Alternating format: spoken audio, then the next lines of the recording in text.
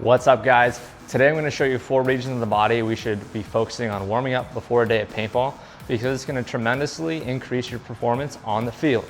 So what we're going to be doing is we're going to be foam rolling, and then we're going to be doing some biphasic stretching. We're going to be hitting the hip flexors, we're going to be hitting the adductors, we'll also be hitting the side glutes or the side of the hip, and then we'll also be focusing on the thoracic spine. So when we're foam rolling, we're going to be using what's called an oscillatory technique and then a trigger point technique. Let's say we're going to be using the hip flexors. We're going to start distally, so we're going to start closer to the knee, then we're going to move up 2 inches and then back down 1. Now the foam roller is moving around the body at this point.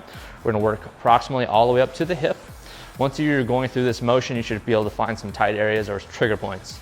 Once you go all the way through, you found some trigger points, you're going to place that foam roller back on that trigger point. Then you're going to now move the body around the foam roller. Now this should only take you about 30 to 45 seconds. It shouldn't be too long, even maybe 60 seconds, you're feeling a little extra tight.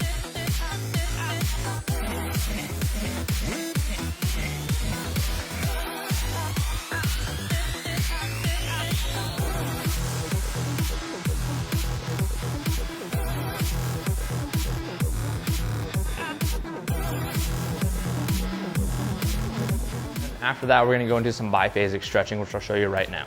So with the hip flexors, you are going to get in a half kneeling position with your back ankle on the foam roller. So it's going to look kind of like this. We're in a good 90-90 position with our hips and our knees.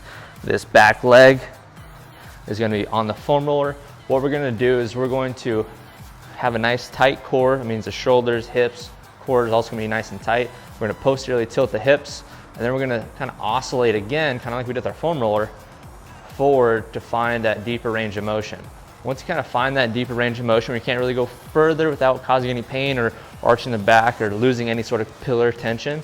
Then we're going to actively engage the hip flexors and the quads by forcing this ankle into the ground, or into the foam roller, I should say. And we're going to hold that position for about 15 seconds. After that 15, I'm going to go a little bit deeper into that range of motion. The next one we're going to be doing is hitting the adductors. So for the adductors, we're again going to get into this half kneeling position. If you can put your foot flat on the ground, that's great. If not, it is okay to have your foot kind of flaring out, okay?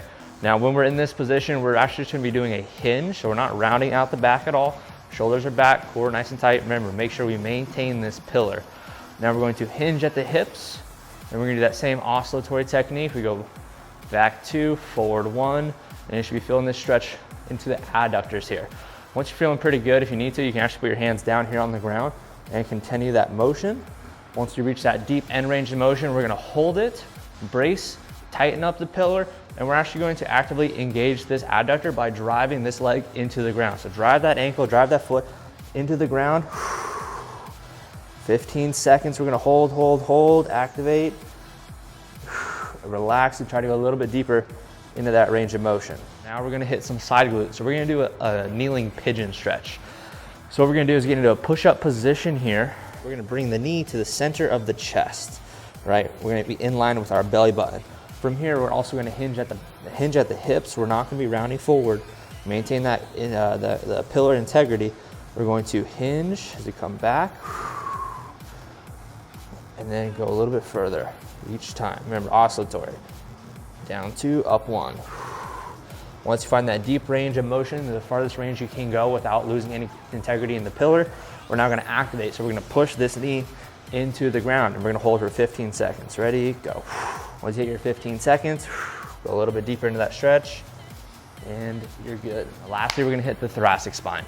I like to use a cat-cow position, so we're going to get down in all fours or a quadruped position here, where our hands are right below our shoulders, our knees are right below our hips. From here, I'm going to go into a cat, try to push that thoracic spine up to the ceiling as far as I can, and then back down into cow. All right, so these are the 4 areas that we really want to focus on prior to a day of paintball. That's going to help our performance on the field. Hope you guys enjoy. Make sure you like and share, and I'll talk to you guys later. Thanks.